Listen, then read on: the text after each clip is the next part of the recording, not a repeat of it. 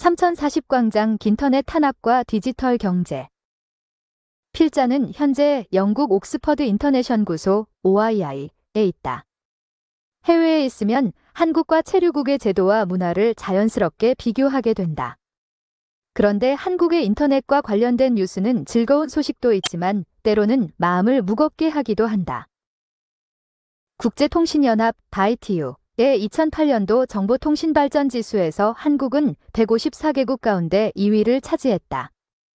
한국은 인터넷에 연결된 가구 수와 무선 초고속 인터넷 가입자 수에서 다른 국가보다 훨씬 앞섰다.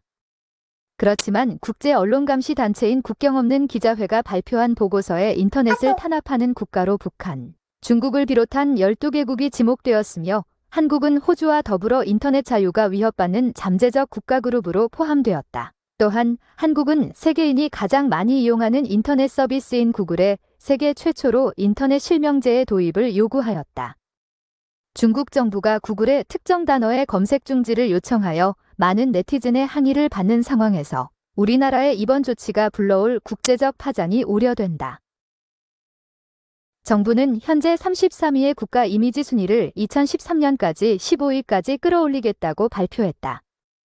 사실 해외에 있으면 한국과 일본의 국가 이미지에 큰 차이가 있음을 자주 느낀다.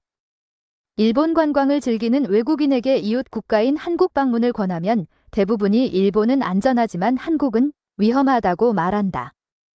그들은 일본에 대해 한국보다 정서적으로 편안함을 느낀다고 한다. 이러한 상황에 중국과 북한의 인터넷 검열을 경고하는 부정적 국제보고서에 한국이 언급되면 국가 이미지 개선은 어렵다. 특히 인터넷 여론의 강한 영향력을 생각하면 국가 브랜드 고양을 위해서도 인터넷 자유는 존중될 필요가 있다. 인터넷과 국가 발전에 대한 상념이 교차하는 가운데 옥스퍼드 인터넷 연구소장인 더튼 W.H. 더턴 교수가 최근 발표한 인터넷 오적 논문은 시사점이 크다. 인터넷을 위협하는 첫 번째 적은 인터넷을 아마추어의 공간으로 폄하하는 지식인 집단이다. 두 번째 적은 인터넷 정보의 독점화와 상업화를 주도하는 경제 엘리트 집단이다. 세 번째 적은 인터넷의 자유로운 접근을 가로막는 정부다. 네 번째 적은 인터넷의 독창적 정보 유통 방식을 모방하며 경쟁하는 기성 언론이다. 다섯 번째 적은 인터넷을 악용하여 인터넷에 대한 공공 신뢰를 결국 무너뜨리는 스패머, 해커, 충동적 시민들이다. 그는 인터넷을 위협하는 디지털 오적에 맞서는 효과적 방식으로 자율적 인터넷 거버넌스를 강조한다.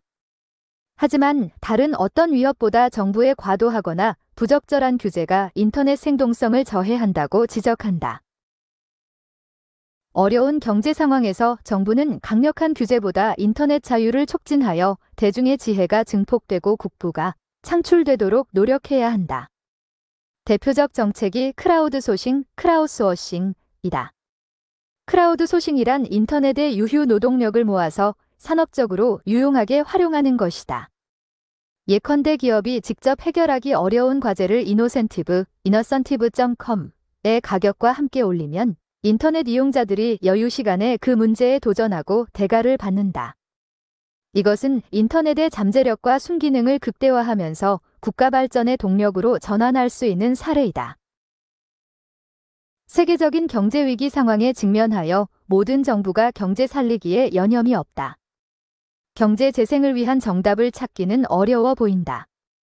하지만 미국 오바마 정권에서 중용된 선스타인 교수가 최근 저서인 너지에서 암시하듯이 정부가 현재의 인터넷 시스템을 살짝만 변경해도 시민들의 삶과 국가 경제가 달라질 수 있다.